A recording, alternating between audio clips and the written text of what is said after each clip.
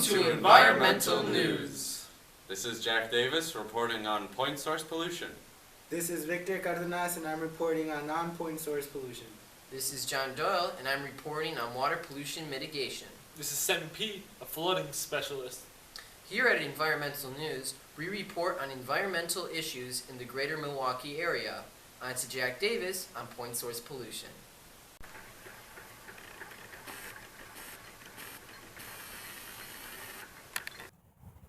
I'm here in Cedarburg in Ozaukee County at Cedar Creek Park.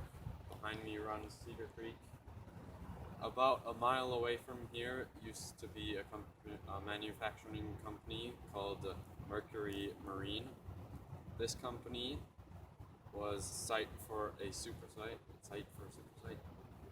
This company leaked PCBs through fluids that left through its drains, floor drains, and into flood drains, and leaked into our beautiful Cedar Creek.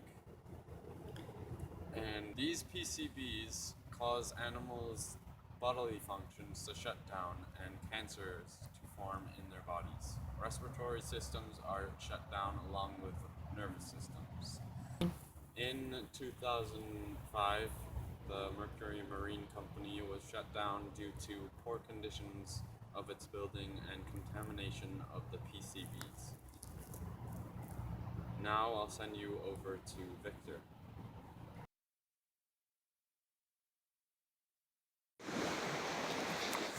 Thanks, Jack, for sharing that information with us. My name is Victor Cardenas and I'm going to be talking about non-point source pollution. I am here at the lakeshore of Atwater Beach in South Shore.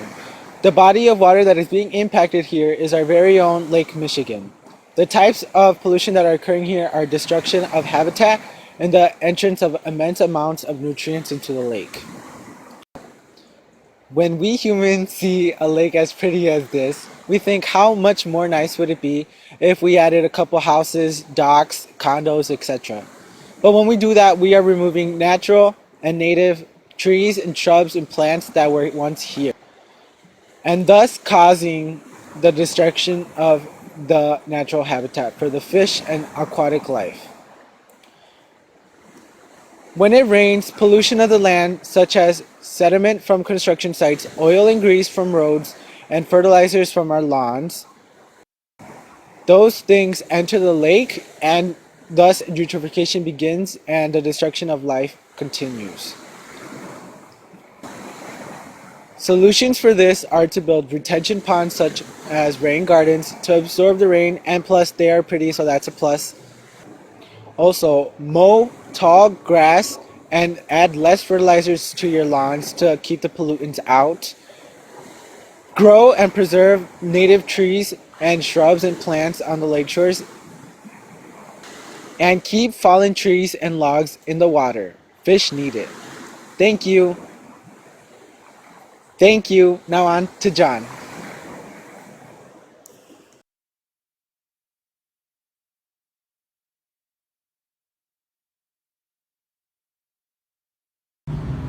This is John Doyle reporting.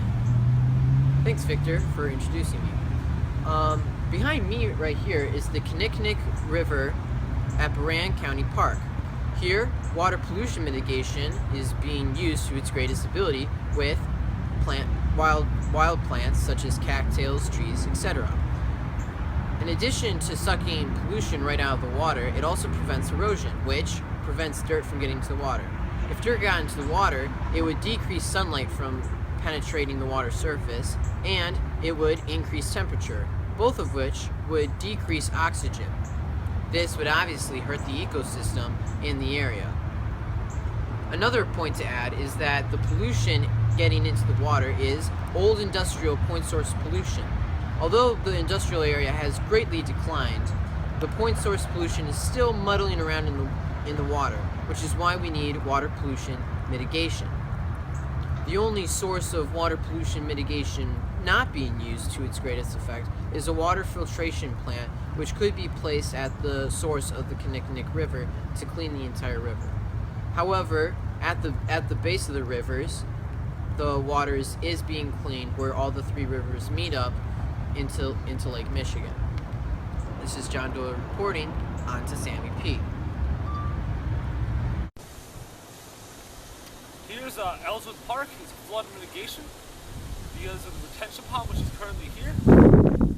Some of the positives of this retention pond is that there's a sports facility on this retention pond over to my right, and in this retention pond keeps some of the automotive debris out of the Lake Michigan, and this helps, and it's a benefit to the community because it helps also keep the flooding from entering into the basements of most people here. And also other sources of flood mitigation, which is not here or present, is flood walls or flood gates.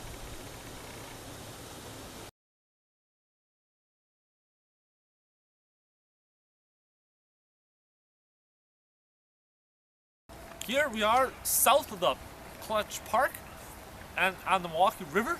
This is a private residential home, and there are many positives and negatives of the river flooding here. Here in the Milwaukee River, what could happen is when it floods, some negatives is that when people cut their lawns, some of the lawn shavings might get into the river, causing excess nutrients to be in the river, causing algal outbreaks to happen. Some positives of the flooding though are when the fish go up the river here, like salmon or natural salmon can spawn in the river, and this helps them because of all the dams that were in the river.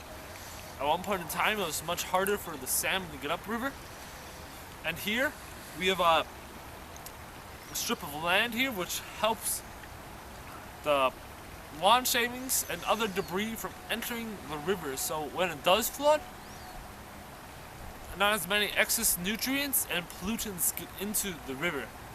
And this river floods occasionally, and the last major flooding was in 2010 when in July, when 7 inches of rain came down, causing a flash flood and caused a lot of this area to flood.